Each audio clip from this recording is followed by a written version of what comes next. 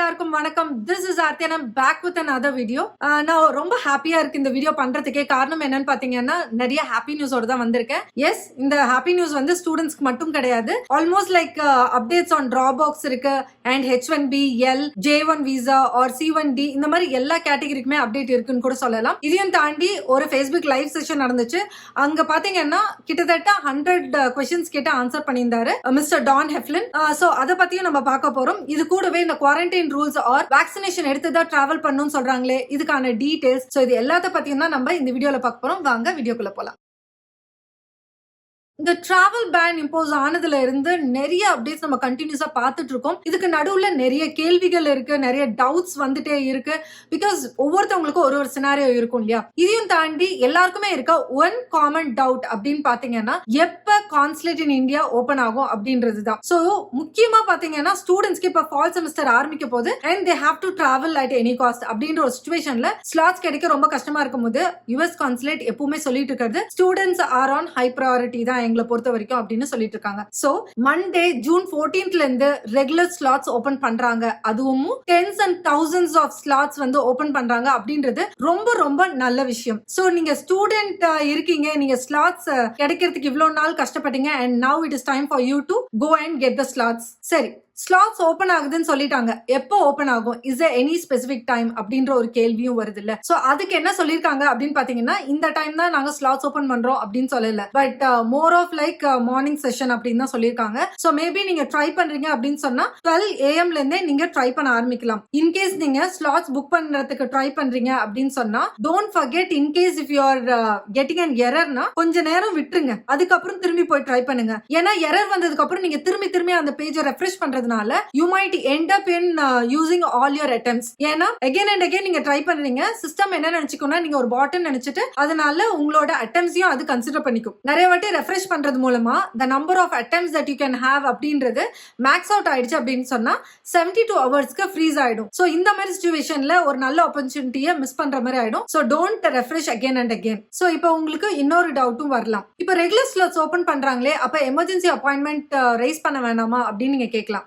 இப்ப regular ஸ்லாட்ஸே open பண்றாங்க அப்படின்னும் போது நீங்க எமர்ஜென்சி அப்பாயின்மெண்ட்டை வேஸ்ட் பண்ண வேணாம். ஏன்னா உங்களுக்கு இருக்க பொறுத்து 2 சான்ஸ். நீங்க ட்ரை பண்ணுங்க ரெகுலர் ஸ்லாட்ஸ் கிடைக்கிறதுக்கு. இன்கேஸ் அப்பயுமே கிடைக்கல அப்படின்னா யூ கேன் ஸ்டில் வெயிட். ஏன்னா இன்னும் 2 months கிட்ட இருக்கு அண்ட் இப்போ மட்டுமே தான் அவங்க ஸ்லாட்ஸ் ஓபன் பண்றாங்கன்னு அர்த்தம் கிடையாது. நவ் அண்ட் தென் அவங்க ஓபன் பண்ணுவாங்க. அதுவும் முக்கியமா எம்பசி சைட்ல இருந்து என்ன அப்டேட் கொடுத்திருக்காங்கன்னா, ஜூலை 1st சரி ஆகஸ்ட் 1க்குமே கொஞ்சம் ஸ்லாட்ஸ் நாங்க ஓபன் பண்ணுவோம் அப்படின்னு சொல்லிருக்காங்க. இன்கேஸ் உங்களுக்கு ஆகஸ்ட் 1 ப்ரோக்ராம் ஸ்டார்ட் ஆகுது அண்ட் ஜூலை மிட் வரைக்குமே உங்களுக்கு ஸ்லாட்ஸ் கிடைக்கல அப்படின்னு சொன்னா ப்ராபபிலி அந்த டைம்ல நீங்க எமர்ஜென்சி அப்பாயின்மெண்ட்டை ரைஸ் பண்ணிக்கோங்க.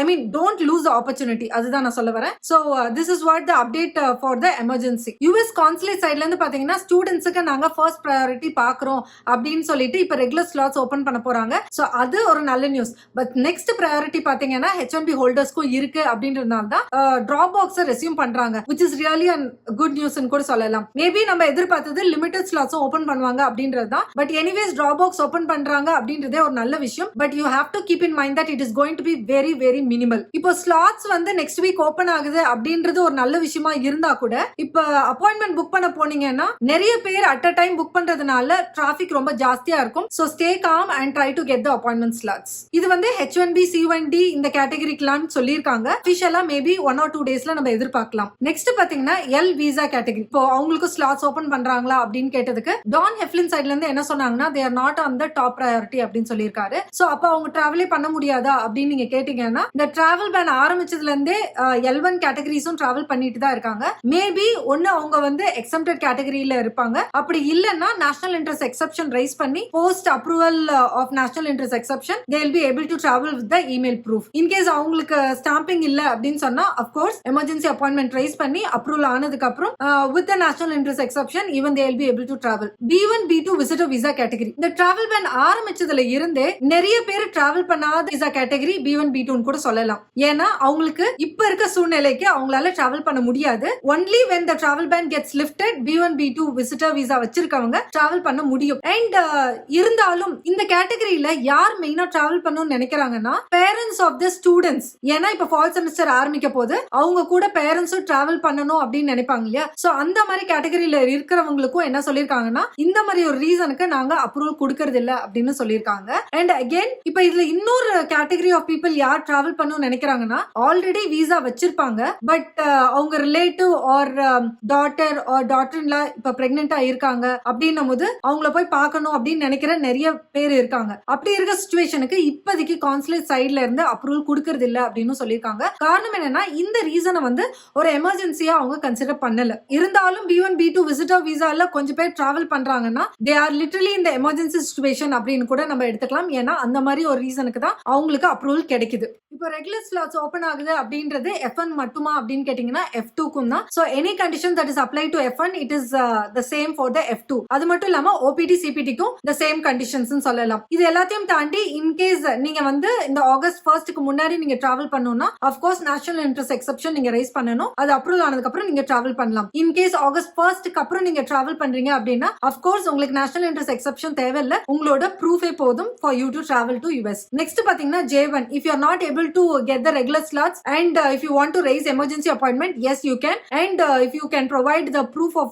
documents then you are good to travel. And F1 students பாத்தீங்கன்னா இந்த டிராவல் பேன் முன்னாடி கொஞ்சம் பேருக்கு 220G கொடுத்திருந்தாங்க. சோ அவங்களுக்கும் இப்ப ப்ராசசிங் பண்ணிட்டு தான் இருக்காங்க. நீங்க உங்களோட கான்சுலேட்டர் ரீச் அவுட் பண்ணுங்க. H1B H4 L விசா கேட்டகரியில இருக்கவங்க எல்லாம் கூட இப்ப டிராவல் பண்ணிட்டு தான் இருக்காங்க. And in case if they doesn't fall under the exempted or national interest exception then they are traveling on basis of family separation, அதாச்சும் humanitarian basisல. And in case நீங்க national interest exception on family separation இன்னமும் நீங்க try பண்ணல அப்படின்னா please don't hesitate to give a try to apply for family separation. ஏன்னா because அந்த ரீசனுக்கு நிறைய பேருக்கு அப்ரூவல் கிடைச்சிருக்கு and டிராவல் பண்ணிட்டு தான் இருக்காங்க. சோ இததான் வந்து அவங்க humanitarian basis for non immigrant visa holders ன்னு சொல்லிருக்காங்க. And maybe இது வந்து இனிஷியல் ப்ரொக்ளமேஷன்ல இல்லனாட்டியும் அவங்க கொடுத்த அப்டேட்டட் வெர்ஷன்ஸ்ல எல்லாம் இருந்துச்சு. சோ இதுதான் வந்து டான் ஹெஃப்லின் சைடுல இருந்தும் கன்ஃபர்மேஷன் கொடுத்திருந்தாங்க. நெக்ஸ்ட் பாத்தீங்கன்னா குவாரண்டைன் ரூல்ஸ். இப்ப நிறைய பேர் டிராவல் பண்ணிட்டு தான் இருக்காங்க.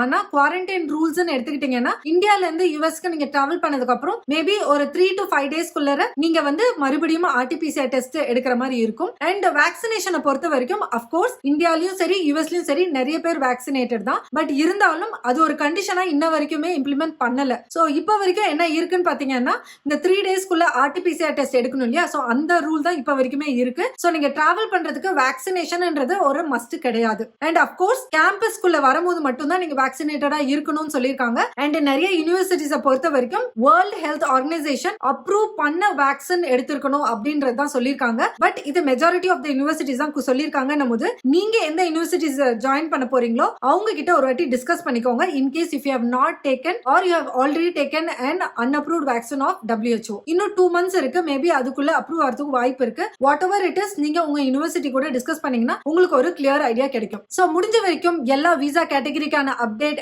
அண்ட் ஸ்லாட்ஸ்க்கான அப்டேட், அதாச்சும் வரப்போற அப்பாயின்மெண்ட்ஸ் எப்படி இருக்க போகுது, இது எல்லாமே நாங்க உங்களுக்கு ஷேர் பண்ணியிருக்கோம். இதையும் தாண்டி அவங்க கிட்டத்தட்ட 100 கேள்விகளுக்கு அவர் பதில் சொல்லியிருக்காரு related to travel or US consulate operations and safety measures. Consulate சைட்ல இருந்து என்ன எடுத்திருக்காங்க, இமிகிரண்ட் விசாக்கான அப்டேட், இந்த மாதிரி ஏகப்பட்ட இன்ஃபர்மேஷன்ஸ் இருக்கு. சோ இது எல்லாத்தையும் நாங்க பார்ட் 2ல கவர் பண்றோம். சோ அதை மறக்காம பாருங்க and you will get more informations on that. Every bits and pieces of information is important and that's why we are trying to share it as much as we could and hope இந்த information கூட உங்களுக்கு ஹெல்ப்ஃபுல்லா இருந்திருக்கும் நான் நம்புறேன். யாருக்காச்சும் தேவைப்படும் நினைச்சீங்கன்னா please do share with them and stay tuned with Purna Arthi Vlog for more and more updates on embassy, immigration, travel and vlogs. Stay healthy, stay safe, take care, bye bye.